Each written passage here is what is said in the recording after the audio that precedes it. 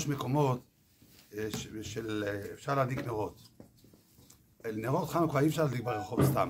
צריך שזה יהיה בית, שהבית מזוהה איתך. אז יש 3 מקומות.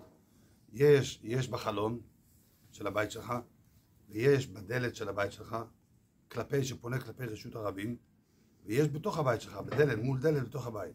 זה 3 מנהגים בעצם. עם ישראל מחולק ל3. יש כאלה שנהגים ככה, יש כאלה ככה, יש כאלה ככה. מדברים... מה? זה תלוי בתנאים של הבית גם, זה לא תלוי המנהג. מה אתה מתכוון בתנאים של הבית? שיש מצב שאתה, אין לך חלון איפה לשים, או שהדלת שלך זה לא... אתמול שאל אותי אברך, התקשר אליי, שהוא גר בקומה עליונה, אכן, ביחידת דיור שעשו בקומה עליונה, ולהדליק בדלת של החדר מדרגות, אז הוא גר שם לבד בחדר מדרגות, אין עוד שכנים שעוברים. ואפילו אם יש שכנים שלהם זה נקרא רבים, כן? ובחלון יש לו רק חלון אחד שפונה לכיוון של רחוב מסדגור על עברים, שבקיצור שרק 2 שכנים יכולים לראות את הנרות, רק 2. זה לא פונה לרשות הרבים, זה לא פונה לרחוב, זה אחורי. אז הוא רוצה, יש לידו יחידת דיור ריקה שאף אחד לא גר בה, וזה כן פונה לרחוב סדיגורה, אז הוא רוצה להזכיר את זה לחנוכה ולהדליק שם נרות. אמרתי לו שלא יעשה זה בשום אופן, בקושי יש לו כסף לחיות גם ככה, שיזכיר עוד יחידה.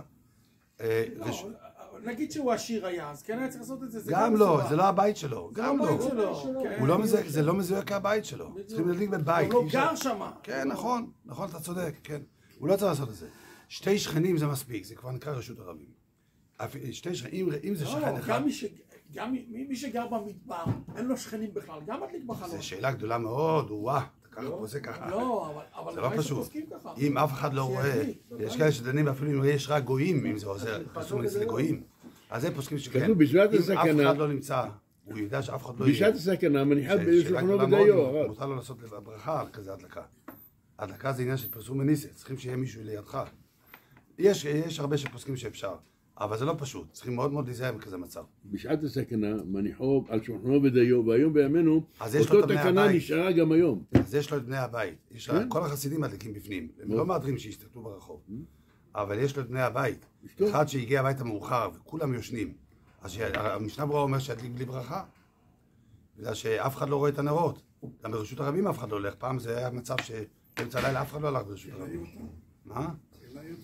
צריך להעיר אותם, המשנה ברורה מביא בשער הציון, להעיר את אחד מבני הבית, אז הוא יכול לברך. אם אף אחד לא רואה, שלא יברך. על כל פנים, אז כל אחד ינהג כמנהגו, וצריך לברר, ושלא ישנה את המנהגים. אלה שנוהגים להדליק דווקא מול מזוזה, שלא יתחכם ויגיד, זה יותר פרסומוני, זה בחלון. זה לא הולך ככה, בחלון אין לו את המזוזה. כי מדומה, החסידים וגם הספרדים נוהגים להקפיד, שזה יהיה דווקא מול מזוזה. אצל הליטאים יש כאלה שמקילים בחלון, בחוץ לארץ בפרט, שם זה מאוד נפוץ שמדליקים בחלון. אבל לא, עם ילדים לפני בר מצווה, אין מקום ליד הדלת, בבקשה שידליק בחלון. אבל בני מצוות, וכל שכנה בעל הבית, שידליק מול אלה שיש להם מסורת, שידליקו דווקא איפה שהמסורת שלהם להדליק ולא ישנו את המסורת.